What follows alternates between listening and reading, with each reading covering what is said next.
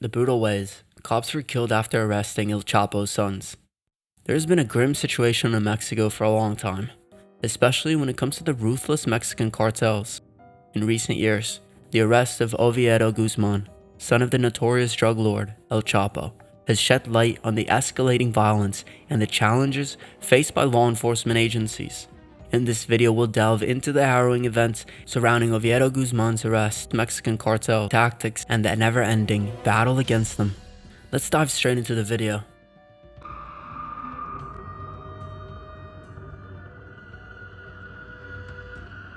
Oviedo Guzman, born on March 29, 1990, was born into a world already deeply entrenched in criminality.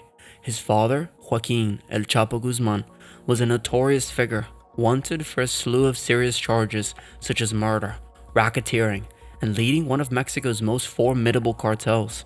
Oviedo was destined to walk the same perilous path as his father, alongside his siblings. His older brothers, Ivan and Jesus, were initiated into the drug trade at a tender age, entrusted with running errands and subjected to the grim spectacles of violence that defined their father's empire. However, Oviedo's plunge into the abyss of crime took an even darker turn when tragedy struck in 2008. His older brother Edgar met a gruesome end in a targeted assassination. Rather than deterring them, this devastating loss only steeled their resolve to elevate the Sinaloa cartel to unprecedented heights of power within the Mexican underworld. As he matured, Oviedo found himself inexorably drawn deeper in the nefarious dealings of his family criminal enterprise, his upbringing marked by exposure to violence and a stark sense of family molded him into a figure who would one day become a central player in the cartel's operations. Little did he know that his journey would be marred by arrests, bloodshed, and a legacy of violence that would continue to grip Mexico for years to come. The Mexican cartels, notorious for their ruthless ways, exhibit a level of brutality that extends far beyond their rivalries. Their cruelty knows no bounds, and their victims encompass informants, law enforcement officers, and even innocent civilians. It is a chilling reality when information is extracted through agonizing torture, and the fate that awaits victims is horrifyingly brutal. The disposal of bodies is carried out with an utter lack of remorse, perpetuating a climate of terror. Notably, the Guzman sons, commonly referred to as Los Chapitos, have wholeheartedly embraced their culture of violence. Their involvement in orchestrating heinous murders is a testament to their unrelenting brutality.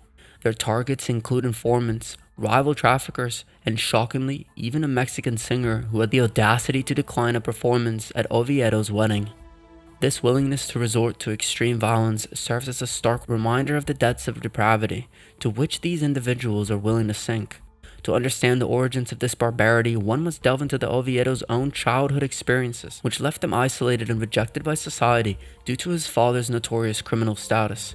This early life of exclusion and isolation appears to have played a pivotal role in shaping his path towards embracing a world of violence and crime. The arrest and extradition of El Chapo marked a pivotal moment in the relentless battle against the Sinaloa cartel. El Chapo, notorious for his audacious prison escapes, finally faced the consequences of his criminal activities when he received a life sentence in the United States. His extradition to the US was a monumental triumph for American law enforcement, as it ensured that he would be confined to a high-security prison, rendering any escape attempts futile. Despite their father's incarceration, the Guzman sons, notably Oviedo and Ivan, proved unrelenting in their pursuit of expanding the Sinaloa cartel's criminal empire. They displayed a remarkable ability to adapt and evolve, enhancing the efficiency of their drug labs and trafficking networks. Their operations extended beyond the drug trade, venturing into the illicit exotic pet market, further complicating the ongoing struggle against the cartel. One of the most concerning aspects of their expansion was the production of methamphetamine and fentanyl. These potent narcotics worsened the already dire drug problem, posing grave risks to public health and safety. The Guzman sons' willingness to diversify their criminal portfolio demonstrated their commitment to maintaining the cartel's dominance and profitability. In 2019, a meticulous planned joint operation conducted by the DEA and the Mexican military set its sights on capturing Oviedo Guzman, a prominent figure within the Sinaloa cartel. The ultimate goal was to apprehend him and subsequently extradite him to the United States, where he would be held accountable for his extensive criminal activities. However, what was initially conceived as a tragic maneuver quickly spiraled into a catastrophic event, unleashing a wave of violence in the heart of Culiacan, a notorious stronghold for the Sinaloa cartel.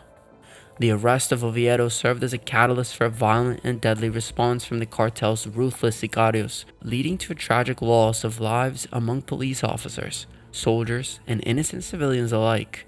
The sheer chaos and brutality that unfolded during this period exposed the cartel's formidable power, as it effectively paralyzed entire regions and left the government grappling with a grim dilemma.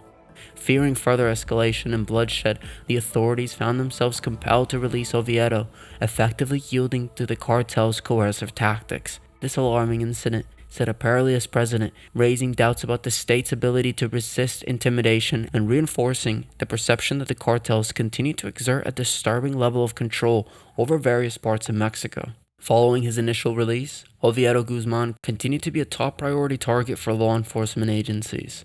In 2022, a substantial bounty was placed on his head, underscoring an unwavering commitment to apprehend him. The goal was clear: bring him to justice. However, the saga took another dramatic turn in early 2023 when Oviedo found himself arrested for the second time, a mere 15 minutes away from the gravesite of his late brother, Edgar. This arrest, like the first, was not devoid of its grim toll. The Mexican president, demonstrating unwavering determination, unequivocally supported the entire operation, undeterred even by the heart-wrenching loss of lives that it incurred.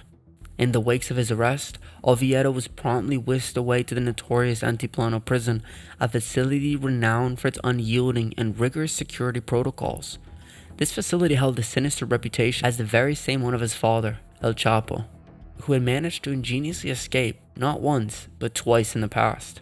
However, a remarkable transformation had taken place within those prison walls since El Chapo's daring escapes. The security apparatus had undergone significant enhancements, effectively nullifying any faint glimmer of hope that Oviedo may have harbored for a future escape. Now, Oviedo found himself inexorably bound to the impervious confines of this maximum security fortress. The ongoing saga persisted, with Oviedo's destiny interlocked with the impenetrable barriers of this formidable correctional facility. Mexican authorities have set their sights on extraditing Oviedo Guzman to the United States, a move that could see him facing a fate strikingly similar to that of his infamous father, El Chapo. Should this extradition proceed, Oviedo will find himself confined with the notorious Florence Supermax prison, where inmates endure an incredibly stringent and isolating regime. Within this high-security facility, prisoners are subjected to 23 hours of daily solitary confinement, with their 1 hour of respite also spent alone under the watchful eyes of correctional officers. The decision to pursue extradition underscores the gravity of the charges laid against Oviedo Guzman and the unwavering resolve of the authorities to ensure he faces the full force of justice. It is a clear indication that the allegations against him carry substantial weight, and the legal system is determined to hold him accountable for his actions. In this grim scenario, Oviedo is poised to confront a lifetime marked by stringent constraints, characterized by a profound absence of genuine human connections, stripped of the liberties that the majority of incarcerated individuals often assume.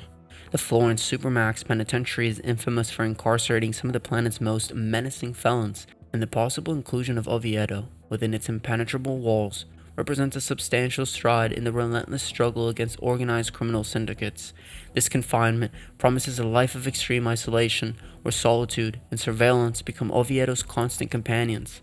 The confines of his existence will be measured in hours of solitary confinement, with a mere solitary hour of interaction accompanied by vigilant oversight. This inescapable reality is further intensified by the fact that Oviedo's father, El Chapo, also faces an enduring life sentence within the same fortress-like institution, ensuring that any family reunions remains a distant and improbable prospect.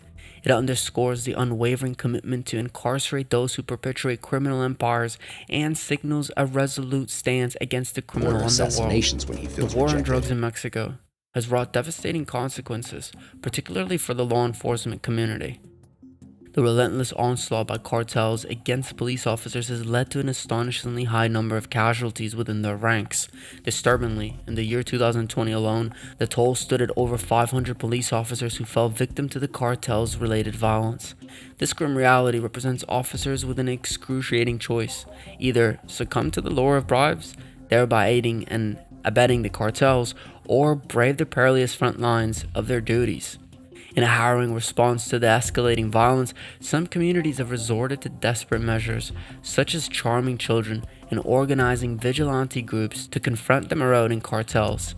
The situation has reached a point of such dire straits that even innocent civilians find themselves unwittingly thrust into the crossfire, bearing the brunt of this relentless conflict. The government's strategy of targeting cartel leaders, referred to as the Kingpin strategy, has proven largely ineffective. Despite the high-profile arrests and removal of key figures, new leaders swiftly rise to fill the void, perpetuating the cycle of violence and chaos. This approach has failed to achieve the desired outcomes, leaving law enforcement officers and communities trapped in a seemingly never-ending nightmare of bloodshed and lawlessness. The ongoing saga of the Guzman sons highlights the unending battle against Mexican cartels and the devastating toll that it takes on law enforcement officers and society as a whole. The arrest and rearrest of Oviedo Guzman also, along with the violent response from the Sinaloa cartel, underscore the challenges faced by Mexican authorities in their fight against organized crime. It remains to be seen whether the extradition of Oviedo will bring any resemblance of justice or peace to a nation plagued by cartel violence. Now that's a wrap for today's video. Thanks again for watching, and stay tuned for the next one.